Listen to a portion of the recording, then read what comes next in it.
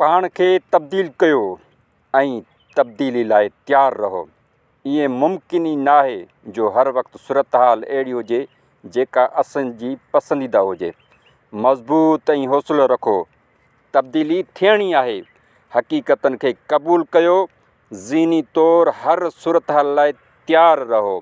उन सां गॾु पाण खे मज़बूत करण लाइ सेल्फ डेवलपमेंट ते कमु कंदा रहो। हमेशह एक्टिव ऐं मसरूफ़ रहो।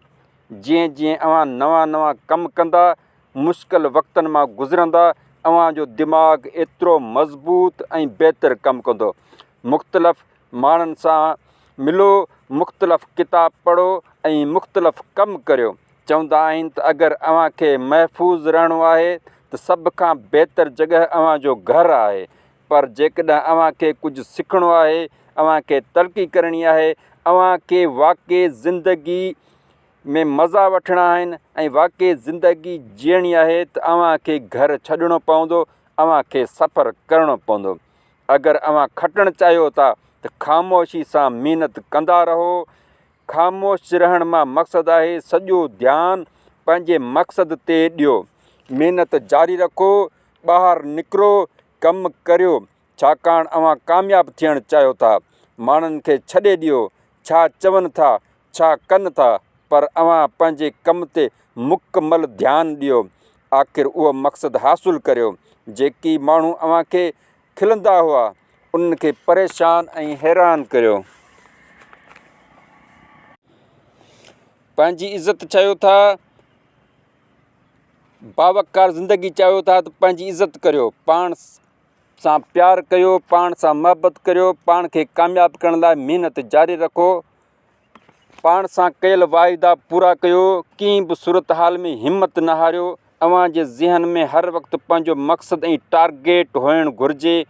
का बि शइ नामुमकिन न आहे। महिनत में उहा ताक़त आहे जेको कुझु अव्हां चाहियो था हासिलु करे सघो था। महिनत करणु वक़्तु केॾांहुं केॾांहुं अव्हां खे मायूसी बि थींदी, केॾांहुं अव्हां पाण खे डीमोटिवेशन में बि महसूसु कंदा।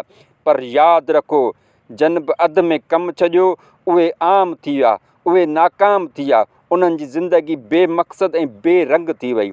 अव्हां खे ख़ुदा कामयाबु थियण लाइ मोकिलियो आहे। अव्हां हिते कामयाबु थियणु आया आहियो। हिमत ऐं हौसले खे जारी रखो। हर ॾींहुं पंहिंजी कामयाबी ॾांहुं अॻिते क़दम रखो। जॾहिं अव्हां नाकाम, कमज़ोर ऐं ग़रीब हूंदा त अव्हां जे वेझो केर बि न ईंदो, अव्हां सां केर बि हमदर्दी न कंदो।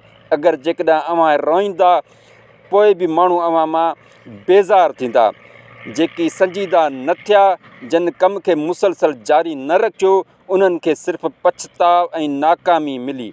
पाण खे आला कयो, पाण खे बहितर कयो, पाण खे मथां रखो, पाण खे हिकु ब्रांड तौरु तारुफ़ करायो, पंहिंजे ख़ानदान ऐं पंहिंजे मुल्क जो नालो रोशन कयो।